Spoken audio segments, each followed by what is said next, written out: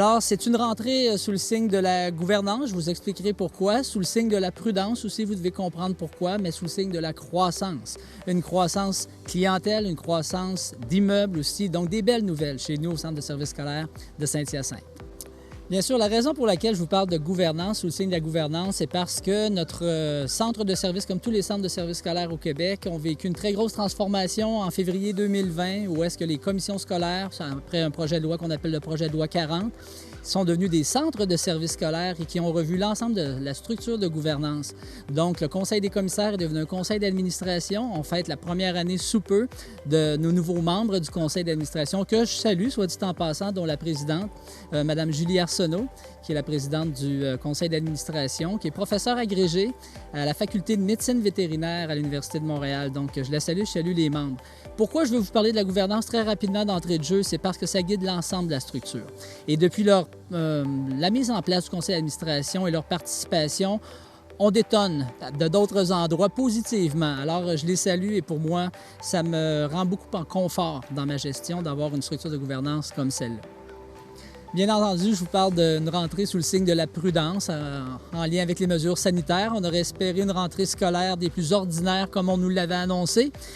Presque ordinaire, je vous dirais, 9 régions au Québec, dont la Montérégie, qui fait en sorte que nous devrons porter le masque. Quand je dis nous, l'ensemble des employés, voire même les enseignants, les professionnels, les enfants. Les enfants de la première à la 5e secondaire, la première année, bien entendu, le primaire et le secondaire. Alors, on va s'adapter, on l'a toujours fait. On préfère que ça se fasse comme ça, qu'on vive des exclusions, donc des groupes qui seraient retournés à la maison, devrait-il y avoir éclosion. Alors, nos gens sont prêts. Nos gens sont confiants, nos gens sont résilients, ils l'ont prouvé l'an passé. Nos jeunes en premier qui disent que c'est bien mieux être dans l'école masqué qu'être isolé à la maison. Bien sûr, je vous ai dit la troisième thématique pour moi sur la rentrée, c'était la croissance. Vous entendez parler de construction neuve au Québec, vous entendez d'écoles neuves, je veux dire, d'agrandissement d'écoles. Alors, Saint-Hyacinthe et Acton ne sont pas à part, c'est-à-dire dans cette aventure-là. Nous avons plusieurs constructions pendant l'été. Donc, construction neuve, agrandissement. Je débute très rapidement par notre nouvelle école qui est en construction, le domaine sur le verre. Donc, on est en plein dans les temps pour la construction. Vous savez que l'été est très important. On a un été clément pour ça. On a aussi notre école Fadette, école secondaire. 4 belles classes qui seront livrées juste à temps pour la rentrée avec un gymnase pour nos élèves du secondaire. On a aussi à Saint-Dominique, l'école de la Rocade qui livre 2 classes, bibliothèque avec un beau partenariat avec la municipalité et puis un gymnase, bien entendu. J'y vais de mémoire aussi, on a toute une enveloppe extérieure qui est en rénovation, Saint-André. On a aussi des constructions qui sont débutées à Sainte-Pie, au cœur des monts. Donc, pour n'en nommer que quelques-unes, parce que imaginez-vous donc que la croissance a fait en sorte qu'on a eu l'octroi de la construction d'une nouvelle école primaire qu'on aimerait livrer en 2023. Alors, les discussions vont bon train en ce moment avec la ville de Saint-Hyacinthe pour avoir un terrain pour ce futur projet-là. J'ai omis de vous dire que l'école Domaine sur le verre est une école très particulière qui va être certifiée WELL, une école qui est axée sur le bien-être des élèves, une première au Québec. Une première parce qu'on va parler d'un environnement architectural qui définit l'espace comme l'air, l'eau, voire même le terrain alentour. Donc, on est très, très fiers de ça. Des nouveaux membres du personnel qui vont entrer là, ce qui fait en sorte qu'on se doit de recruter. Donc, le recrutement aussi partout au Québec, dans l'ensemble des entreprises du Québec. C'est un défi parce que c'est de la pénurie. On ne parle même plus d'une rareté de personnel, on parle de pénurie. Et nous aussi, ça nous donne quelques mots de tête qu'on est en train de régler d'une très belle façon. Bien, le moyen principal, et merci à l'ensemble de l'équipe, c'est de l'innovation. On a décidé de se définir une marque employeur à Saint-Hyacinthe et pour le secteur d'Acton aussi, bien entendu, de par la région géographique d'où est-ce qu'on est. On est en train de se réinventer un peu pour moi ce que j'appelle acquérir du talent, l'acquisition de talent.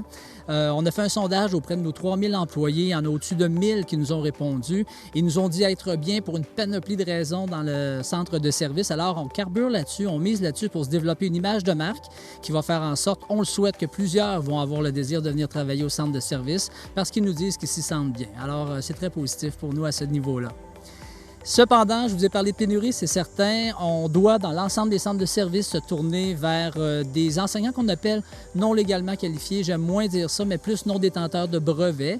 Alors, on a innové à Saint-Hyacinthe et cet été, on a offert à ces gens-là qui ont un bac disciplinaire, par exemple, en littérature, qui voudraient venir enseigner le français chez nous, à faire une série de cours, 5 demi-journées sur la gestion du comportement, gestion de l'apprentissage, gestion du curriculum. Quelques thématiques comme ça qui vont faire en sorte d'avoir une meilleure insertion professionnelle. Alors, pour nous, c'est une très grande fierté d'avoir réussi à recruter plus de 25 personnes qui se sont inscrites à ce cours-là. C'est très novateur et je salue l'ensemble de l'équipe. Bien, écoutez, le message que j'ai envie de dire à l'ensemble de la communauté éducative, c'est résilience. On s'est développé une capacité de rebondir devant toutes sortes de situations au cours de la dernière année. On pensait avoir un répit à la rentrée, mais on est fait fort, vous êtes fait fort, on continue. Je pense que bientôt, ça sera derrière nous. Je vous souhaite aussi la bienveillance. Qui dit la bienveillance dans un contexte de stress, quelquefois d'anxiété, on peut devenir peut-être moins empathique, mais non, pour l'ensemble de la communauté, soyez bienveillants les uns avec les autres, les élèves les uns avec les autres, les parents, bien entendu, avec les enseignants. Courage aussi, je vous souhaite le courage, un courage de passer à travers avec de bons résultats aussi pour l'ensemble de nos élèves. Et puis, bien entendu, une rentrée scolaire sous le signe d'être heureux. J'aime ça dire soyez heureux dans ce que vous faites au travail. Et puis les jeunes aussi, soyez heureux parce que vous avez manqué de sociabilité un petit peu. Retrouvez vos amis, soyez heureux avec eux. Bientôt, cette histoire sera derrière nous. Alors, bonne rentrée à tout le monde.